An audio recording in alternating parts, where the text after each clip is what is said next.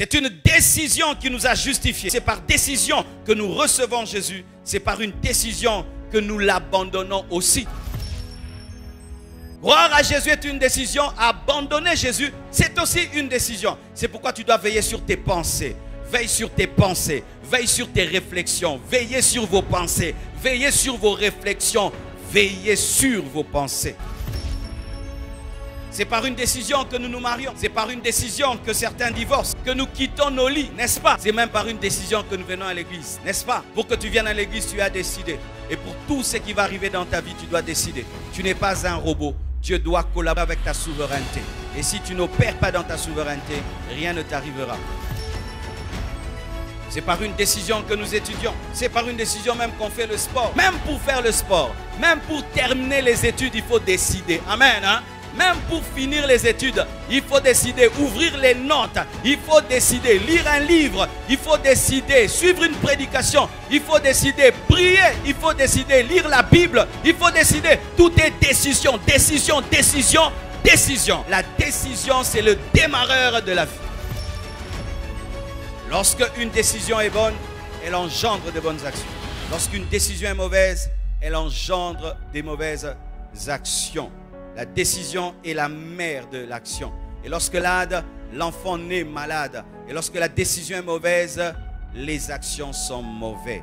Ne pense pas que tu auras d'un côté des mauvaises décisions et tu auras des bonnes actions. Jamais. Ne pense pas que d'un côté, tu auras des bonnes décisions et de mauvaises actions. Non, on reconnaît un arbre par ses fruits. Un bon arbre porte des bons fruits. Si tu veux porter des bonnes actions, aie des bonnes décisions. Alléluia.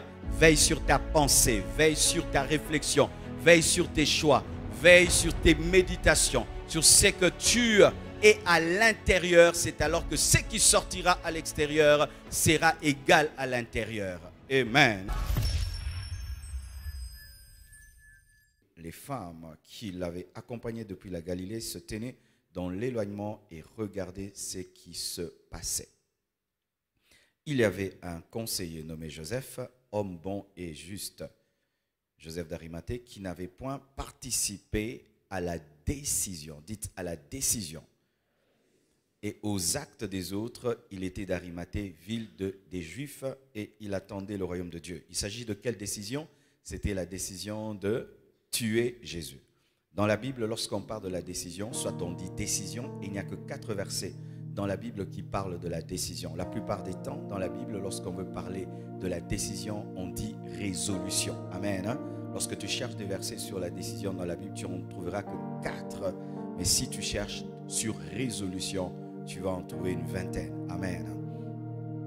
Et Jean 11, verset 51, la Bible dit, « Or, il ne dit pas cela de lui-même, mais étant souverain sacrificateur cette année-là, il prophétisa que Jésus devait mourir pour la nation. Et ce n'était pas pour la nation seulement, c'était aussi afin de réunir en un seul corps les enfants de Dieu dispersés. » Écoutez, dès ce jour, ils résolurent de le faire mourir. Ils décidèrent de le tuer. La mort de Jésus-Christ est le fruit d'une décision. Amen. Mais c'était une décision humaine qui était aussi la décision divine, parce que Dieu récupère les décisions des hommes pour accomplir son plan. Mais lorsque tu prends une bonne décision, Dieu récupère dans son plan. Tu prends une mauvaise, il récupère dans son plan. Mais quand tu prends une bonne décision, Dieu récupère dans son plan et il te bénit. Mais quand tu prends une mauvaise décision, Dieu récupère ça, mais il te maudit même si c'est dans son plan. Verset. Proverbe 16, verset 33 va t'expliquer ce que je viens de dire. J'ai déjà commencé à prêcher. Amen, même si tu es debout. Proverbe 16, verset 33. La Bible dit, on jette le sort dans le pan de la robe, mais toute décision vient de l'Éternel. Toute décision vient de l'Éternel. Lorsque la Bible dit que toute décision vient de l'Éternel, donc les bonnes et les mauvaises. Mais est-ce que Dieu nous pousse à prendre des mauvaises décisions pour que ce soit sa décision? Non. Dieu récupère toutes les décisions, les bonnes et les mauvaises, parce que toute chose concourt au bien de ceux qui aiment Dieu. Si toute chose concourt au bien de ceux qui aiment Dieu, donc toute chose concourt au bien de Dieu. Car si toute chose concourt à ton bien, donc toute chose concourt à son bien. Lorsqu'ils ont décidé de tuer Jésus, c'était par haine, par jalousie, n'est-ce pas? C'était leur haine, la décision de le tuer. Mais pendant que eux tuaient Jésus, Dieu accomplissait le plan de donner son Fils pour le salut du monde. Donc, une mauvaise décision a été récupérée pour accomplir le plan éternel de Dieu. Mais comme le meurtre est un péché, leur descendance a été frappée. Amen. Hein? C'est ça Dieu. Parce que si Dieu ne récupère pas tout, il n'est pas Dieu. Pour être Dieu, tu dois tout récupérer. C'est pourquoi même tout ce qui se passe à la fin de temps, tout ce qu'ils font maintenant pour préparer la marque de la bête, c'est très important parce qu'ils doivent beaucoup développer la technologie pour que la marque de la bête s'installe. Mais nous aussi, nous avons besoin de la technologie pour prêcher. Ainsi, pendant que eux accélèrent le mouvement pour la bête, Dieu accélère le mouvement pour Jésus-Christ. Et qui va venir avant l'autre? C'est Jésus qui viendra avant l'Antichrist. Et donc, qui a travaillé pour l'autre? C'est l'Antichrist qui a travaillé pour Jésus parce que Jésus est venu avant et il a utilisé ça. C'est pourquoi quand on te dit, mon frère, prends une bonne décision, sache que même quand tu prends une mauvaise décision, Dieu est Seigneur. Il y a des gens qui pensent que Dieu souffre quand ils prennent de mauvaises décisions. Même ta mauvaise décision, Dieu va l'utiliser. Parce que rien ne peut vaincre Dieu, même le mal. C'est pourquoi même la chute de l'homme n'a pas vaincu Dieu. La chute de Satan n'a pas vaincu Dieu. Dieu gagne toujours. Les ténèbres ne peuvent dominer sur lui. Alors quand tu prends une mauvaise décision, c'est pour l'avantage de Dieu. Quand tu prends une bonne, pour l'avantage de Dieu. Mais pour la bonne, tu es récompensé. La mauvaise, tu es frappé. Joseph d'Arimathée a été récompensé. Mais ceux qui ont crucifié Jésus ont été frappés. Parce qu'ils ont dit que son sang retombe sur nous et sur notre descendance. Et Dieu a accompli leur parole. C'est qu'après cela, il y a un général Titus qui est venu, qui les a amenés en déportation. Mais Dieu a récupéré le fait qu'ils ont tué Jésus pour sauver le monde et pour accomplir la prophétie. Mais même si la prophétie est accomplie, le mal reste le mal.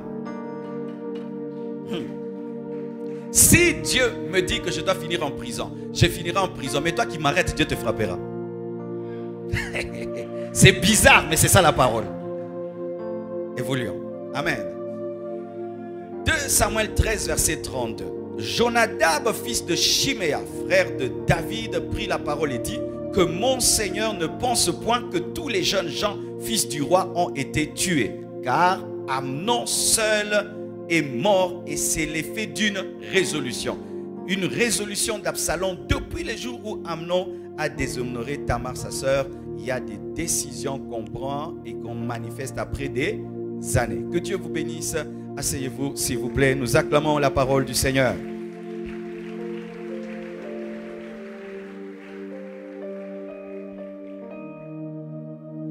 Tout d'abord, c'est quoi une décision? Parce qu'on ne peut pas être là en train de parler d'une chose, mais on ne l'explique pas. C'est quoi une décision? Parce qu'il y a beaucoup de confusion autour de l'action et de la décision. De l'action et de la décision. La décision est une chose, l'action est une autre, même si la décision provoque l'action. Amen. Une décision, c'est une réflexion qui prépare à l'action ou à l'inaction. Une décision est une réflexion qui prépare à l'action ou à l'inaction. Donc, pour qu'on parle de décision, il faut qu'un homme réfléchisse. Et donc, pour qu'on parle de réflexion, il faut que ce soit intérieur. La décision est intérieure. Amen. C'est un choix qui prévoit une action ou une inaction parce qu'on peut décider d'agir ou de ne pas agir. C'est toujours une décision. Amen. Je peux décider de me venger, action. Je peux décider de ne pas me venger. C'est aussi une action car l'inaction, c'est aussi l'action. Amen. C'est une résolution de faire ou de ne pas faire. C'est une résolution, c'est un choix, c'est une réflexion. Donc quand tu parles décision, il y a réflexion, il y a choix, il y a résolution d'agir ou de ne pas agir. Comme l'a dit Papa Béladé, ne pas décider, c'est aussi décider. Ne pas décider, c'est aussi décider. Tout le monde se jette dans l'eau et puis toi tu dis je ne me jette pas dans l'eau. Tu as décidé de ne pas te jeter dans l'eau. Ce ne sont pas seulement ceux qui se sont jetés dans l'eau qui ont décidé, même celui qui ne s'est pas jeté dans l'eau a décidé de ne pas se jeter dans l'eau. Croire en Jésus est une décision, ne pas croire en lui c'est aussi une décision, action et inaction. Et la décision a plusieurs synonymes qui nous permettent de la comprendre davantage.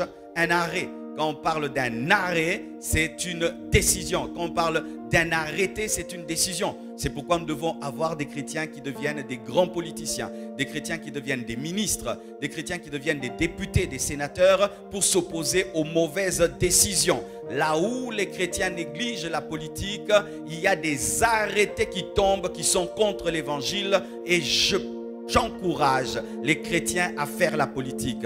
Un chrétien peut faire la politique. La politique n'est pas démoniaque, mais tu peux la faire de manière démoniaque. Un chrétien peut faire la politique. David était politicien. Daniel était politicien. Amen. La politique, ce n'est pas le mensonge, c'est l'art de gouverner la cité. Mais au Congo, c'est mentir. Non, tu peux diriger sans mentir et dans la justice. Et nous avons besoin que les chrétiens soient élevés afin que des décisions soient prises dans l'avantage de l'Église, à l'avantage de l'Évangile et de la propagation de la parole. Amen. Vous voyez, lorsqu'il fallait que nous puissions prêcher dehors, étant donné qu'il y a des chrétiens qui dirigent ce pays, ça nous a facilité. Pourquoi? Parce qu'ils comprennent l'importance de l'évangile. Mais lorsque les chrétiens négligent la politique et vous avez des athées, des occultistes qui vous dirigent, ils prendront des arrêtés contre l'église et ils combattront l'église. Faites la politique si vous avez l'appel. Faites la politique. Nous, on va vous conseiller. Amen. Moi, je ne ferai pas la politique, je n'ai pas le temps pour ça et je ne suis pas appelé pour ça, mais je suis appelé à s'agir et à conseiller celui qui dirige. Dirige, moi je vais te conseiller. Dirige, moi je te conseillerai. Amen. Une décision, c'est aussi un décret. Un décret, quand on parle de décret présidentiel, c'est une décision présidentielle. Sentence, tu vas au tribunal et on dit que tu es coupable, tu dois faire 10 ans en prison. C'est une décision, un verdict, c'est une résolution, c'est un édit, c'est une conclusion. Une décision, c'est une conclusion, c'est une délibération. Amen. Et il y a plusieurs sortes de décisions. Il y a des décisions superficielles. Ce sont ces décisions que nous prenons sans profondeur. Ce sont ces décisions qui sont empiriques. À l'église, on prêche un message qui te touche et tu dis désormais, désormais, désormais. Après 2 semaines, tu oublies. Tu dis je vais faire un vœu. Après 10 ans, tu ne fais pas. Pourquoi? Parce que c'était superficiel. Une bonne décision est profonde. C'est pourquoi ne prenez pas les décisions avec vos émotions. Prenez vos décisions avec vos esprits. Alléluia. Beaucoup de gens reçoivent Jésus-Christ avec des émotions seulement. La parole a fait peur. La parole a fait peur. Et puis je vais pas aller en enfer. Je donne ma vie à Jésus. Mais quand il rentre dans le monde, c'est parce que c'était euphorique. C'était une décision émotionnelle. Beaucoup se marient comme ça. Des émotions seulement. Des émotions. Des émotions. Je veux t'épouser. Je vais t'épouser. Et le jour qu'il ne ressent plus des émotions, il dit je ne t'aime pas. Alors que le plus haut niveau de l'amour, ce n'est pas l'émotion, c'est la décision. Oui, sachez cela mes frères, le plus haut niveau de l'amour, c'est décider d'aimer, ce n'est pas sentir l'amour. Parce qu'il nous arrive des fois de ne pas ressentir l'amour pour Dieu. Je ne sens pas tous les jours de l'amour pour Dieu, c'est-à-dire en termes d'émotion, mais j'ai décidé d'aimer Dieu. Le plus haut niveau de l'amour, c'est la décision. Le plus haut niveau de l'amour, c'est la décision. Mais quand tu prends des décisions par émotion, parce que tu es triste, parce que tu as peur, parce que tu as la joie, souvent tes décisions ne seront pas profondes. C'est pourquoi la spiritualité de plusieurs personnes est une spiritualité de l'église. Parce qu'ici, il y a beaucoup d'émotions. Quelqu'un te parle avec un micro. Il y a la chorale, il y a la guitare, il y a le piano. Il y a tellement d'émotions ici. Mais quand tu sors et qu'on dit Amen, tu rentres dans tes mauvaises habitudes parce que tu es émotionnel. Ne soyez pas émotionnel, soyez spirituel. Amen. Hein? Soyez spirituel. Il y a des décisions superficielles. Il y a aussi des décisions révocables, c'est-à-dire des décisions qu'on peut changer. Tu peux décider de servir le diable. Ce n'est pas une décision irrévocable. Tu peux la changer. Amen. Tu peux décider de combattre Dieu. Ce n'est pas une décision irrévocable. Tu peux la changer. Il y a des choses qu'on change. Il y a des décisions qu'on change. Tu peux décider de te venger. Tu peux décider de combattre, d'haïr une personne. Tu peux décider. Mais il y a des décisions qu'on peut changer. Toute décision n'est pas à maintenir. J'ai dit dans ma vie jamais ceci, dans ma vie jamais ceci. Il y a des jamais qui changent. Lorsque tu as pris une décision révocable, mais tu la rends irrévocable sur ta vie. lorsque tu as pris une décision qu'on peut changer et toi tu décides de la conserver, cela peut détruire ta vie. Tu as dit des jamais dans ta vie, des plus jamais ceci, de plus jamais cela. Est-ce que Dieu était dedans? Est-ce que Dieu était dedans? J'ai entendu des gens qui disent moi si j'engrosse une femme, le jour que j'engrosserai une femme, je dois les... Des gens, tu as engrossé une femme, mais c'était dans des moments de folie. Ce n'était pas la femme de ta destinée, il n'y a pas de mariage entre vous. Eh bien, tu as dit je dois l'épouser. Tu vas l'épouser par culpabilité, mais tu ne vas pas l'épouser par révélation. L'homme que je connaîtrai, je dois l'épouser. Et si c'est un voyou qui te connaît, tu dois l'épouser. Vous voyez, il y a des décisions révocables. Amen. Hein? C'est pourquoi faites très attention de transformer toutes choses en vœux. Faites très attention de faire vite des vœux devant Dieu. Si tu veux t'encourager à faire une chose, demande la grâce de Dieu. J'ai remarqué qu'il y a beaucoup de gens pour qu'ils aient la force de faire une chose, ils doivent se mettre dans une situation de vœu devant Dieu. Seigneur, je te promets de commencer à me réveiller à 3 heures du matin. Et puis tu te réveilles à 4 heures, à 5 heures, tu as fait un vœu. Dis seulement, Seigneur, aide-moi à me réveiller le matin. Alléluia. Oh, tous les jours de ma vie, je me réveillerai à 2 heures du matin, je te promets Dieu. Tu imagines ce que tu viens de dire. Ne le faites pas. Amen. Il y a des décisions révocables et irrévocables car les programmes peuvent se changer. Amen.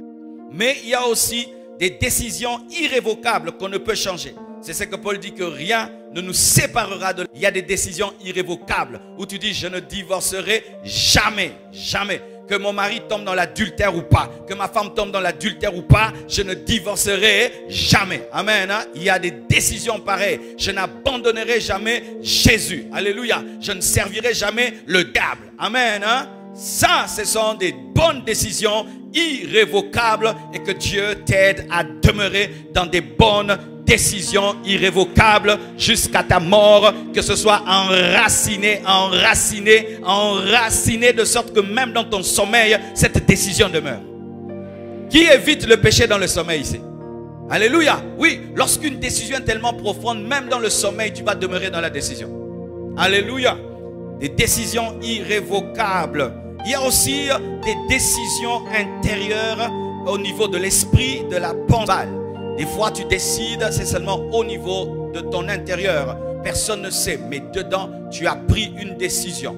Et il y a aussi des décisions verbales, où au-delà de tes pensées, ton esprit, ton intérieur, c'est maintenant une parole, où tu prends une décision. Et tu fais un vœu, et tu dis, je ferai des décisions verbales. Mais il y a aussi des décisions tacites. C'est-à-dire, tu ne dis rien, vous deux, vous ne dites rien, mais vous dites quelque chose. Amen. Hein? Vous dites quelque chose, on appelle ça tacite. Même s'il n'y a pas des choses où vous vous mettez d'accord, mais sans dire. Il y a aussi des décisions écrites où on écrit et puis on signe. C'est pourquoi avant de prendre une décision écrite, tu dois bien lire ce que tu vas signer. Alléluia. Vous voyez, souvent nous faisons ceci lorsque tu vas sur Internet et que tu veux entrer sur WhatsApp ou télécharger quelque chose. On te met beaucoup de choses, des tout petits écrits, tout petit. On te dit accepte ou tu refuses. Tellement que nous sommes paresseux à lire, on accepte toujours, n'est-ce pas? Mais je t'assure, va bien relire. Ça leur donne le droit d'activer ton téléphone sans ta permission. Ça leur permet d'activer ton micro sans ta permission. Ça leur donne le droit d'activer ta caméra sans ta permission et ton appareil photo sans ta permission. Vous savez ça? Mais oui, on ne lit jamais les tout. Et ça fait que les gens signent vite. Il y a des gens qui signent des contrats très vite, tellement qu'il a besoin d'argent. Donne, je vais signer. Donne, je vais signer. Mais il y a un petit article de rien du tout qui est contre toi.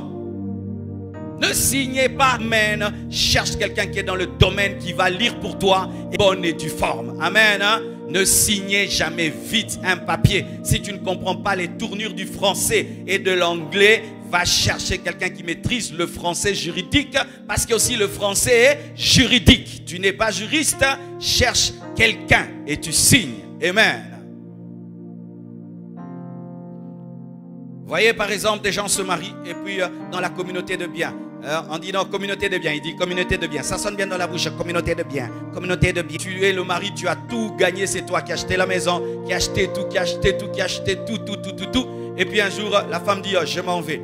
Et puis elle dit, ok, on sépare tout en deux. Oh non, jamais ce sont mes biens. Mais tu avais dit communauté de biens. Oui, j'avais signé communauté de biens. Mais tu sais c'est quoi communauté de biens? Communauté. Mais non, mais ça veut dire que ce qui est à toi est à moi. Non, non, c'est à moi. C'est moi qui ai acheté. Tu sais d'ailleurs, c'est moi qui ai acheté. Oui, c'est toi qui as acheté, mais tu avais dit que tout ce que tu as acheté est à moi. Alléluia. Lisez bien et cherchez à comprendre ce que vous signez. Amen. Hein?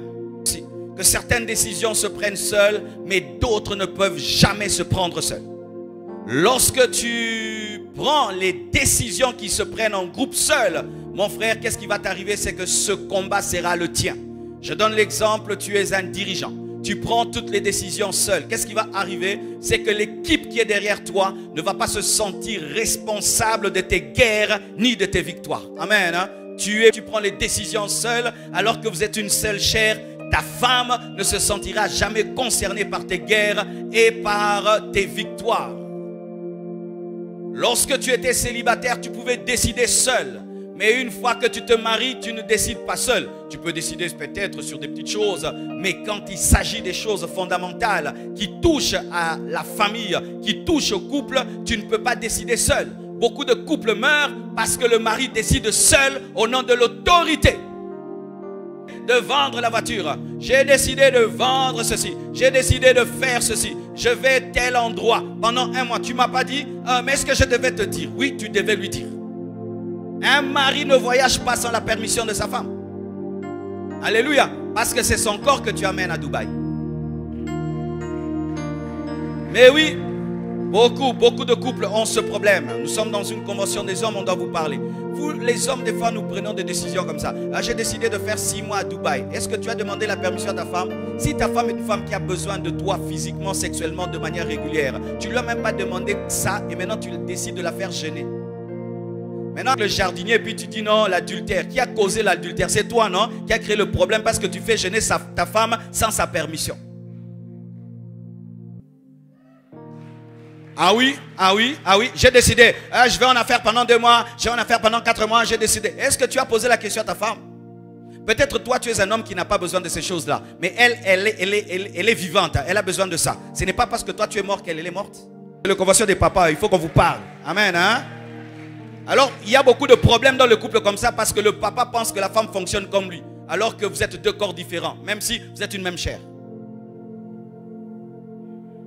Ah, je vais en Angola. 4 mois en Angola. 4 mois en Angola. Tu sais ce que ça veut dire 4 mois en Angola?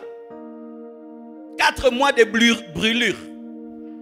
Et oui, et puis tu retrouves là, ma femme est tombée dans l'adultère. Est-ce que quand tu as décidé de faire 4 mois en Angola, tu l'as consulté? Changeons ça. Si ta femme décide de faire 4 mois en Angola, elle peut le faire? Non. Égoïste que nous sommes. Quand il s'agit de toi, tu vas lui dire, tu vas me laisser comme ça. Tu vas me laisser comme ça. Comment je vais faire? Quand il s'agit de toi, comment tu vas faire? Mais elle...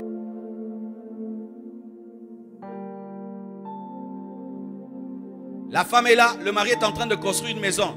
La femme ne sait même pas. Ne sait même pas. Et puis un jour, surprise, c'est une maison que je construisais derrière ton dos. Non, non, non. Non. Lorsqu'on est marié, on décide à 2. Une fois que tu commences à décider seul, Satan peut entrer facilement dans ton couple parce que quand tu commences, tu peux commencer aussi à tromper ton épouse ou à dévier du chemin de Dieu. Tu peux entrer dans l'occultisme et tu ne permets pas à ta femme de t'arrêter.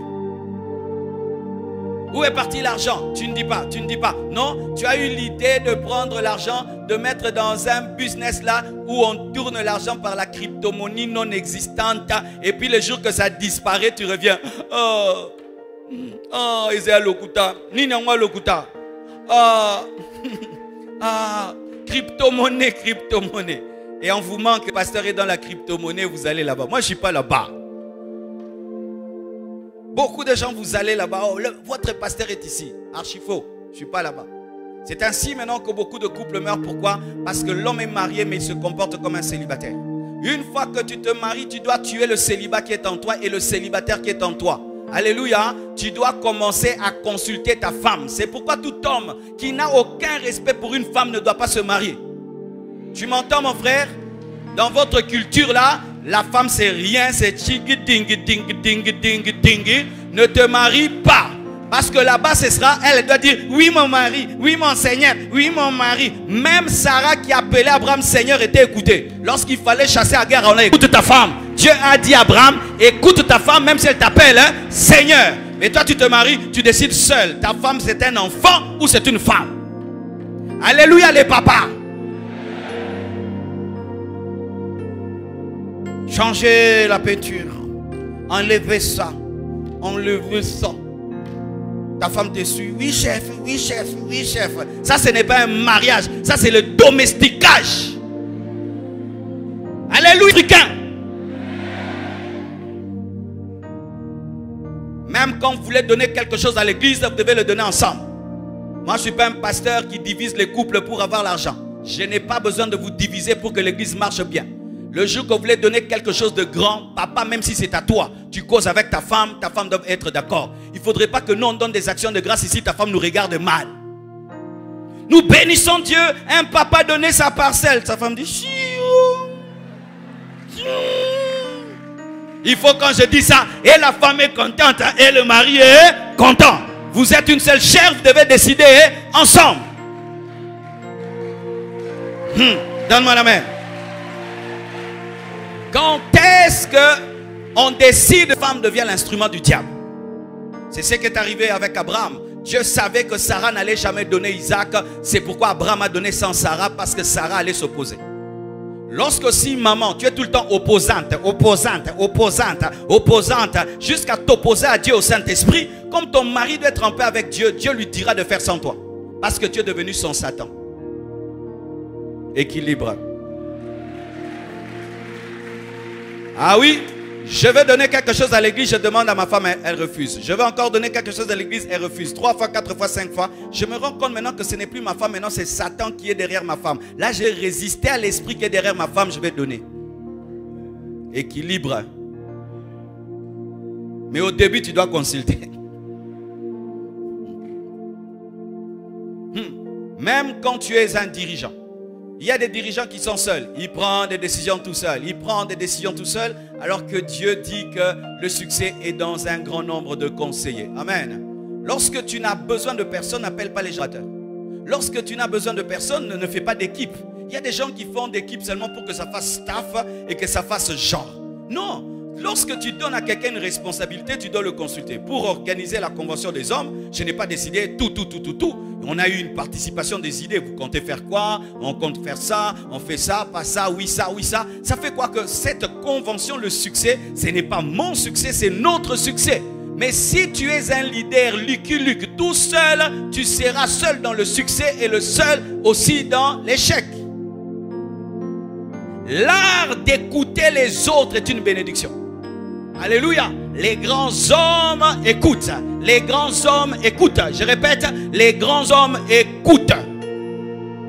Pourquoi? Parce que tu peux tout connaître, mais l'autre peut t'ajouter un détail que tu ne maîtrises pas. Il peut même t'ajouter un détail dans le domaine du tempérament. Toi, tu veux faire la chose aujourd'hui, mais te dis, patron, on l'a fait dans 3 jours, et dans 3 jours, tu as plus de lumière.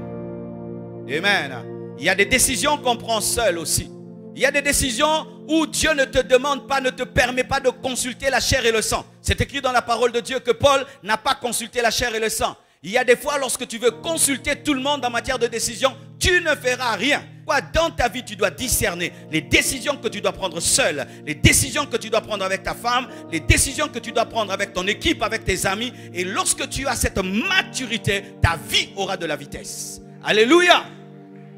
Lorsque j'ai eu l'appel à servir Dieu, je ne pouvais consulter mon père, ni consulter ma mère, ni mes amis. J'ai entendu Dieu et j'ai décidé. Mais il y a d'autres choses, il fallait que je puisse consulter les autres. Tu veux te marier, tu dois écouter tes parents. Amen. Pourquoi? Parce que tes parents te connaissent. Vous savez que beaucoup de personnes ont été sauvées d'un mauvais mariage par leurs parents. Les parents te connaissent et ils peuvent savoir quand est-ce que tu es envoûté. Je donne un exemple. J'ai un fils. Depuis qu'il est petit, il est propre. Il est propre et il m'a toujours dit quel genre de femme il aime. Et j'ai toujours senti que c'est vraiment un bon choix. Il dit, moi, je veux une femme intelligente, je veux une femme qui aime Dieu, je veux une femme intelligente, je veux une femme propre, je veux une femme qui aime Dieu. Il me dit ça quand il a 10 ans, il me dit ça quand il a 12 ans, il me dit ça quand il a 15 ans, il me dit ça quand il a 20 ans. Et à 25 ans, il m'amène une femme sale, une femme bête, non, une femme une femme païenne. Qu'est-ce que je veux dire? Non, ça ce n'est pas Dieu. Pourquoi? Ça ce n'est pas toi, tu es envoûté. Parce que depuis que tu es enfant, ce n'est pas ce que tu cherches. Qu'est-ce qu'elle t'a fait? Ainsi tes parents peuvent te sauver. Mais le problème des fois c'est que nous jetons des personnes qui nous connaissent mieux que nous-mêmes des fois. Où est la place de tes parents dans ta vie? J'aimerais vous dire que moi, mes parents m'ont sauvé de beaucoup de choses. De beaucoup de choses. Mais il y a des gens qui prennent toutes les décisions seuls, alors que Dieu aimerait te parler au travers de ton père, au travers de ta mère, de ton grand frère, au travers de ton pasteur, au travers des anciens de l'église. Mais tu as décidé tout seul. Mais quand tu vis la mauvaise conséquence de ta décision, tu aimerais qu'on puisse pleurer ensemble. Alléluia. Tu n'écoutes personne, mais quand il y a des problèmes, alléluia. Il y a des décisions qu'on prend seul, des décisions qu'on prend en groupe, des décisions qui demandent de consulter les autres. C'est comme les autorités ne peuvent pas prendre des décisions de population sans consulter les parlementaires. Pourquoi? Parce qu'ils représentent le peuple. C'est important. Alléluia. Des fois, en matière de décision, il faut agir vite. Des fois, il faut prendre du temps. Amen. Des fois, il faut être prompt dans la décision. Tu comprends maintenant, tu fais. Mais des fois, il faut attendre. Dieu avait décidé de sauver le monde au travers de Jésus. Il a attendu. Alléluia. Il a attendu que le pédagogue de la loi puisse faire son travail afin de préparer le monde à recevoir la grâce. Mais il y a des choses que tu dois faire maintenant. Une décision que tu dois prendre cette année, lorsque tu la retardes et tu la prends l'année prochaine, ça donne du retard à ta vie. Mais une décision que tu dois manifester dans 3 ans, tu l'appliques maintenant, tu n'es pas assez mûr pour expérimenter la résultante de la décision. Il y a des décisions qu'on prend vite, mais d'autres, il faut prendre même 2 ans, 3 ans d'études, d'observation avant de prendre la décision. Amen. Donc ne soyez pas tout le temps des hommes qui attendent. Il y a des choses qu'on fait maintenant, il y a des choses qu'on fait après une année, après 2 ans, après 20 ans. Il y a des connaissances et de sagesse qui ne viennent qu'après 10 ans d'observation. Amen. Mais d'autres, c'est à l'instant que tu dois prendre la décision. Et si tu ne décides pas à l'instant, tu passes à côté de ta destinée. Amen. Alors mes frères et sœurs, sachez qu'une décision, c'est par une décision que Dieu nous a créés. Nous sommes une décision. Dis à ton voisin, tu es une décision. Dieu a décidé que tu sois un homme. Dieu a décidé que tu sois grand, que tu sois petit. Dieu a décidé que tu aies une peau claire, une peau noire, que tu sois au Congo. Nous sommes une décision. Amen. C'est une décision aussi qui a poussé Lucifer à se rebeller. Donc le péché est une décision. Il a décidé de s'élever et de toucher au trône de Dieu. Et il était précipité parce qu'il avait décidé de toucher à la place de Dieu. Le péché est une décision. La rébellion est une décision. Lorsqu'un fils décide de s'opposer à son père spirituel, il a d'abord décidé dans son cœur avant de lui parler avec orgueil et de prendre une partie de l'église. C'est une décision.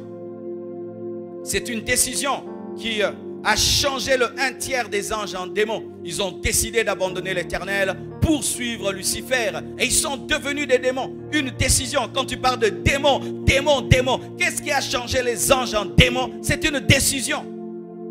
C'est une décision qui a crucifié Jésus-Christ, comme j'ai donné les versets. Les hommes ont décidé, résolu de le tuer. Et Dieu a donné. Amen. Nous sommes sauvés par une décision. Nous sommes sauvés par une décision. Nous sommes sauvés par une décision. Je dis, nous sommes sauvés par une décision. Et comme nous sommes sauvés par une décision, nous devons répondre à la décision par la décision. Comme une profondeur appelle une profondeur, une décision appelle une décision. La décision t'a sauvé et tu dois répondre à la décision par la décision. Si tu ne réponds pas à la décision de Dieu de te sauver par la croix, mon frère, tu es perdu pour l'éternité parce que tu n'as pas décidé comme Dieu a décidé. Ainsi, tous de décider ne comprennent pas la manière dont Dieu opère. Dieu décide et puis il fait. Amen. Amen. C'est une décision qui nous a justifiés. C'est une décision, c'est par décision que nous recevons Jésus. C'est par une décision que nous l'abandonnons aussi. Croire à Jésus est une décision. Abandonner Jésus, c'est aussi une décision. C'est pourquoi tu dois veiller sur tes pensées. Veille sur tes pensées. Veille sur tes réflexions. Veillez sur vos pensées. Veillez sur vos réflexions. Veillez sur vos pensées. C'est une décision que de le suivre, que de l'abandonner. C'est par une décision que nous nous marions. C'est par une décision que certains divorcent, que nous quittons nos lits, n'est-ce pas? C'est même par une décision que nous venons à l'église, n'est-ce pas? Pour que tu viennes à l'église, tu as décidé. Et pour tout ce qui va arriver dans ta vie, tu dois décider. Tu n'es pas un robot. Tu dois collaborer avec ta souveraineté. Et si tu n'opères pas dans ta souveraineté, rien ne t'arrivera. Alléluia. C'est par une décision que nous étudions. C'est par une décision même qu'on fait le sport. Tu sais, si tu veux faire le sport, tu manques de décision. Tu peux même regarder tes haltères que tu as achetés là. Tu les regardes comme ça seulement. Amen. C'est quand tu vas dans une maison, il y a le vélo, il y a les haltères, il y a la corde. Il a acheté, mais ici, regarde là. Ah, passe. Alléluia. Tu peux dire, désormais, je vais faire des pompages. Tu regardes la terre comme ça. Ah, non, pas aujourd'hui. Même pour faire le sport, même pour terminer les études, il faut décider. Amen. Hein? Même pour finir les études, il faut décider, ouvrir les notes, il faut décider, lire un livre, il faut décider, suivre une prédication, il faut décider, prier, il faut décider, lire la Bible, il faut décider. Tout est décision, décision, décision, décision. C'est pourquoi lorsque je veux imager la décision, voici ce que je dis, la décision c'est le démarreur de la vie. Quand tu appuies l'accélérateur, mais tu n'as pas démarré. Est-ce que la voiture avance? Mais quand tu démarres, elle peut avancer. Lorsque tu veux avancer, tu dois décider. Tu dois décider, puis tu appuies. Tu décides et puis tu appuies. Mais ceux qui ne décident pas, ils peuvent appuyer, mais n'iront nulle part. Ainsi, mes frères et sœurs, c'est la décision qui engendre l'action. La décision n'est pas une action d'abord. C'est d'abord une réflexion. C'est d'abord un choix. C'est une résolution intérieure. Ensuite, elle engendre les actions. Lorsque une décision est bonne, elle engendre de bonnes actions. Lorsqu'une décision est mauvaise, elle engendre des mauvaises actions. La décision est la mère de l'action. Et lorsque l'enfant naît malade, et lorsque la décision est mauvaise, les actions sont mauvaises. Ne pense pas que tu auras d'un côté des mauvaises décisions et tu auras des bonnes actions. Jamais. Ne pense pas que d'un côté, tu auras des bonnes décisions et de mauvaises actions. Non, on reconnaît un arbre par ses fruits. Un bon arbre porte des bons fruits. Si tu veux porter des bonnes actions, aie des bonnes décisions. Alléluia. Veille sur ta pensée, veille sur ta réflexion, veille sur tes choix, veille sur tes méditations, sur ce que tu es à l'intérieur. C'est alors que ce qui sortira à l'extérieur sera égal à l'intérieur. Amen.